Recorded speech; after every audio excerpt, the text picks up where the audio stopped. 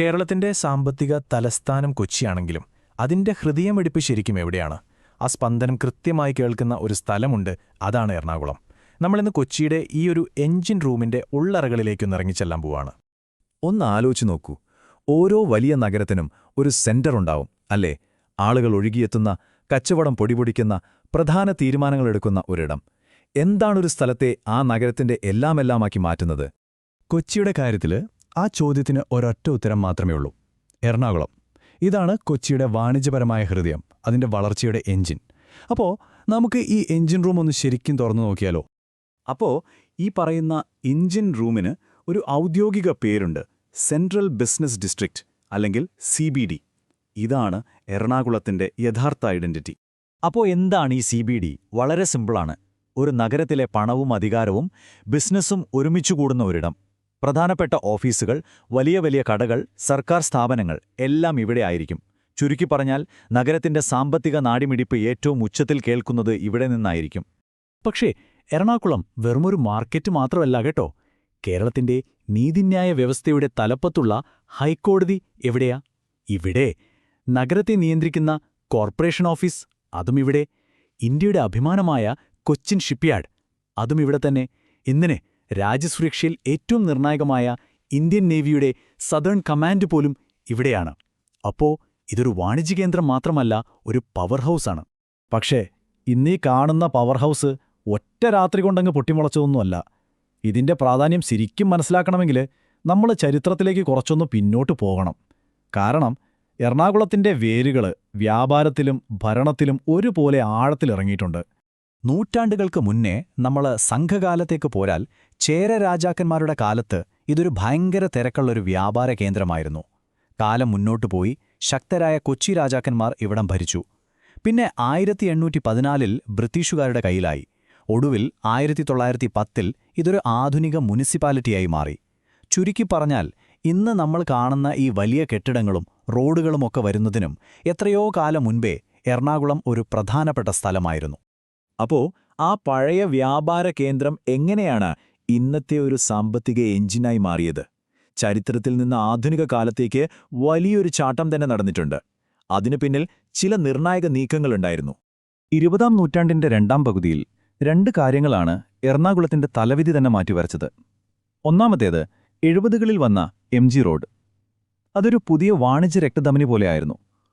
തൊട്ടുപിന്നാലെ കായലോരത്തിന്റെ ഭംഗി മുഴുവൻ എടുത്തുകാട്ടുന്ന മറൈൻ ഡ്രൈവും വന്നു. ഈ 2 നീക്കങ്ങൾ വെറും റോഡും നടപ്പാതയുമായിരുന്നില്ല. അവ കൊച്ചിയുടെ സാമ്പത്തിക കുതിപ്പിന്റെ നട്ടെല്ലായി മാറി. 100% ഇതൊരു വെറും കണക്കല്ല. 2012 എറണാകുളം ഒരു ചരിത്രം തന്നെ സൃഷ്ടിച്ചു.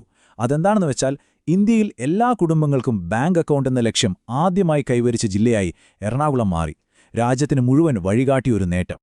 ഒരു നഗരത്തിന്റെ ഹൃദയത്തിന് ശക്തമായ രക്തധമനികൾ വേണം, അല്ലേ? എറണാകുളത്തിന്റെ കാര്യത്തിൽ ഈ ധമനികളെന്ന് പറയുന്നത് അതിന്റെ കിടിലൻ ഗതാഗത ശൃംഖലയാണ്. റോഡ്, റെയില്, പിന്നെ വിമാനം, അതുപോലെ മെട്രോ, പോരാത്തതിന് വെള്ളത്തിലൂടെയും. നോക്കൂ, ഈ 5 ഗതാഗത മാർഗങ്ങളും ഒരുമിച്ച് വരുന്ന നഗരങ്ങൾ ഇന്ത്യയിൽ തന്നെ വളരെ കുറവാണ്. ഇതിന്റെ അർത്ഥമെന്താ? നിങ്ങൾക്ക് എവിടെ നിന്നും എറണാകുളത്തേക്കും എറണാകുളത്ത് നിന്ന് എവിടേക്ക് വേണമെങ്കിലും വളരെ എളുപ്പത്തിലെത്താം. ഈ ഗതാഗത മാർഗങ്ങളിൽ ഒരു സൂപ്പർ സ്റ്റാറുണ്ട്: കൊച്ചി വാട്ടർ മെട്രോ. ആ പേര് കേട്ട് ഇതൊരു സാധാരണ ബോട്ട് സർവീസാണെന്ന് തെറ്റിദ്ധരിക്കരുത്. റോഡിലൂടെ പോകുന്ന മെട്രോയുടെ അതേ കൃത്യതയും വേഗതയും സൗകര്യങ്ങളും വെള്ളത്തിലൂടെ തരുന്ന ഒരു അടിപൊളി സംവിധാനമാണിത്. കൊച്ചിയുടെ ദ്വീപുകളെയും തീരങ്ങളെയും ഒരു പുതിയ തലത്തിൽ ഇത് ബന്ധിപ്പിക്കുന്നു. അപ്പോൾ ഇതിന്റെ ഗുണമെന്താ? നിങ്ങൾ എറണാകുളത്തുനിന്ന് ഒരു ബോട്ട് പിടിച്ചാൽ മതി, ചരിത്രം ഉറങ്ങിക്കിടക്കുന്ന ഫോർട്ട് കൊച്ചിയിലെത്താം. അതല്ലെങ്കിൽ കൊച്ചിയുടെ വ്യവസായങ്ങളുടെ എല്ലാം കേന്ദ്രമായ വെല്ലിംഗ്ടൺ ഐലൻഡിലെത്താം. ശരിക്കും പറഞ്ഞാൽ ഇവിടത്തെ യഥാർത്ഥ ഹൈവേ വെള്ളമാണ്. ഓക്കെ, നമ്മൾ ഇതുവരെ സംസാരിച്ചത് നഗരത്തിന്റെ സാമ്പത്തികവും അങ്ങനെയുള്ള കാര്യങ്ങളുമാണ്. ഇനി നമുക്കതിന്റെ പ്രകൃതിയിലേക്കൊന്ന് വരാം. കാരണം എറണാകുളത്തെ ദൈനംദിന ജീവിതത്തെ രൂപപ്പെടുത്തുന്നതിൽ അവിടുത്തെ കാലാവസ്ഥയ്ക്ക് വലിയൊരു പങ്കുണ്ട്. ഇവിടുത്തെ കാലാവസ്ഥയ്ക്ക് ഒരു പേരുണ്ട്: ട്രോപ്പിക്കൽ മൺസൂൺ. അതിനർത്ഥം സിമ്പിളാണ്: ഒന്നെങ്കിൽ പേമാരി, അല്ലെങ്കിൽ നല്ല വെയിൽ. ഈ 2 സീസണുകളാണ് എറണാകുളത്തെ ജീവിതം അങ്ങോട്ടും ഇങ്ങോട്ടും മാറ്റുന്നത്. ഈ കാലാവസ്ഥയുടെ 2 മുഖങ്ങൾ തമ്മിലുള്ള വ്യത്യാസം കണ്ടോ? വേനൽക്കാലത്ത്, അതായത് ജനുവരിയിൽ, ഒരു മാസത്തെ മഴ വെറും 24 മില്ലിമീറ്റർ. പക്ഷെ മൺസൂൺ അങ്ങ് കത്തിക്കേറുന്ന ജൂണിലോ അത് 700 മില്ലിമീറ്ററും കടന്നങ്ങ് പോവും. ഈയൊരു ഭ്രാന്തൻ മാറ്റമില്ലേ വെയിലിൽ നിന്ന് മഴയിലേക്ക്, അതാണ് എറണാകുളത്തിന്റെ ഒരു താളം. അപ്പോൾ നമ്മൾ ഇതുവരെ കണ്ടതിൽ നിന്ന് ഒരു കാര്യം വളരെ വ്യക്തമാണ്. പണ്ടത്തെ കച്ചവട ബന്ധങ്ങൾ മുതൽ ഇന്നത്തെ മെട്രോയും വാട്ടർ മെട്രോയും വരെ എപ്പോഴും ഈ കണ്ണിച്ചേരലുകളാണ് എറണാകുളത്തിന്റെ DNA. ഒന്ന് നോക്കിക്കേ ഈ മാറ്റം എവിടെ നിന്ന് എങ്ങോട്ടാണെന്ന്.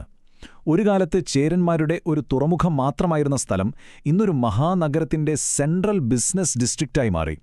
കൊച്ചി രാജാവിന്റെ തലസ്ഥാനം ഇന്ന് മെട്രോയും വാട്ടർ മെട്രോയുമുള്ള ഒരു മോഡേൺ ഹബ്ബായി. ബാങ്കിങ്ങിൽ രാജ്യത്തിന് തന്നെ മാതൃകയായി. എറണാകുളം ഒരുപാട് ദൂരം മുന്നോട്ട് വന്നിരിക്കുന്നു. പണ്ടത്തെ കപ്പൽച്ചാലുകളിൽ നിന്ന് ഇന്നത്തെ വാട്ടർ മെട്രോ വരെ എറണാകുളത്തിന്റെ കഥ എപ്പോഴും ഈ ബന്ധിപ്പിക്കലിൻ്റേതാണ്. അപ്പോൾ സ്വാഭാവികമായും ഒരു ചോദ്യം വരും, ഇനി എന്തിനെയാവും എറണാകുളം ബന്ധിപ്പിക്കാൻ പോകുന്നത്? ഒരുപക്ഷേ ഭാവിയെ തന്നെയാവാം.